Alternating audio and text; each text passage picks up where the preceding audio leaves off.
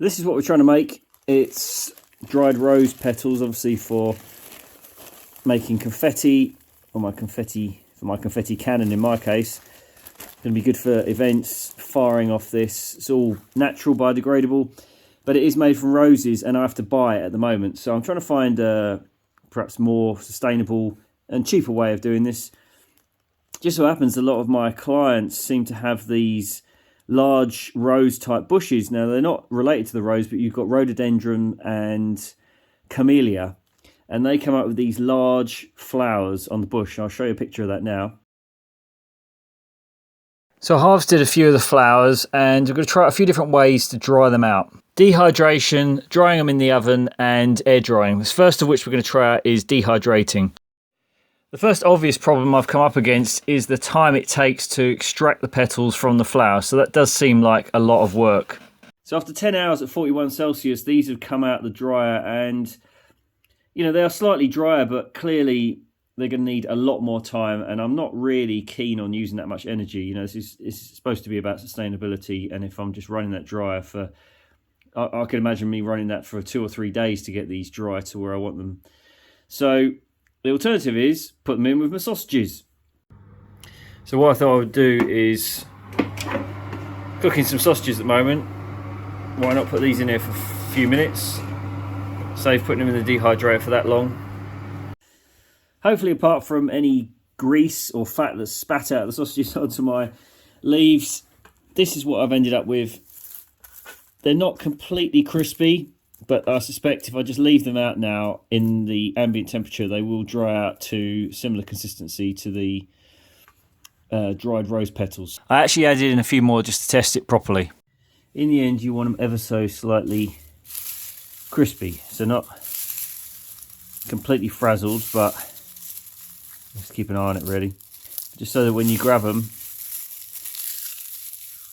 and scrunch them between your hand, they turn into confetti. Kind of self-explanatory. And now the final method of air drying in various places around the home. Starting off with a south-facing bedroom in full daylight, in a dark garage, in an understairs cupboard, airing cupboard, a warm cupboard in the upstairs bedroom, but also in the dark, and finally in the loft. Hey guys, we're back after 3 weeks. I've just pulled these out of the various locations, and I just want to take a look at which ones retained their colour and texture the best, because, you know, you may want to use them for presses in, you know, artwork, that sort of thing, as opposed to what I'm going to do is just crush them up and turn them into confetti. So clearly the one that was in the front bedroom looks pretty good. It's retained a lot of its colour. That one was in a dark space and in fairly warm temperatures because it's a top bedroom for south facing. So that, and in a cupboard, so that would be about 15 to 20 Celsius for 3 weeks. The other one that looks reasonably decent, which is quite surprising, is actually the airing cupboard, which I thought would have completely annihilated it, but that seems to have held together quite well, and they're all fairly dry and crispy. The other ones, like in the loft, I think it's probably just too hot in there. Surprisingly, the garage ones didn't do too well. I thought being dark and cool in there would have helped preserve it, but it didn't really, although some light would have got in there because there is a window in there. The picture, this one's just again in the top bedroom, but it is directly facing the light, so again at 15 to 20 Celsius probably, but you can see it's lost a lot of its colour. Anyway, let's see how these crush up. So the first one is the one I hung off the picture.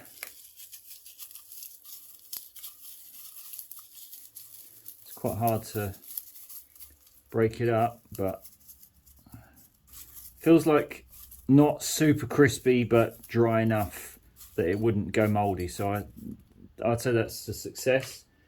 This one is next is the front bedroom one that retained its colour, and that one is definitely really easy to break up, because this is a big part of it, I suppose. If you want to process confetti, you want to make sure that it's actually gonna, this was the airing cupboard one, again that's kind of ideal.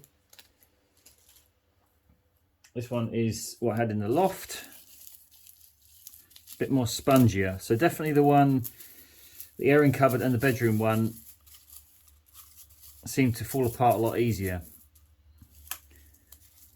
This one, yeah, the loft one, it's a bit sort of papery. It won't quite, you can see it won't quite fall apart unless I pull it apart, so that's not ideal. And then this one being the garage one, yeah, they're kind of, I noticed that about the leaves on the garage ones, look, you still see the shine of the leaf compared to the dryness of the leaves that have had more heat. So yeah, garage doesn't work. It's still too, it's actually feels almost damp.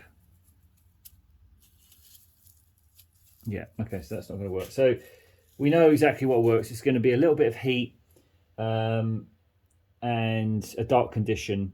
So I'd say probably about 20 Celsius would be ideal. We have had some warm days here and in dark environments. So that's going to be an airing cupboard or a south-facing upstairs bedroom where all the heat rises. Just for comparison, I've got all three types side by side now. Air-dried ones, obviously cheap and easy to do and make a perfectly good product as long as you put them in a dark, warm space. So we're talking cupboard in an upstairs south-facing bedroom or an airing cupboard. Dehydrated ones are fine if they're in the oven. I wouldn't bother in the dehydrator. It takes too long and uses too much energy. If you're already cooking something, by all means chuck them in. Just keep an eye on it because they probably will frazzle pretty quick.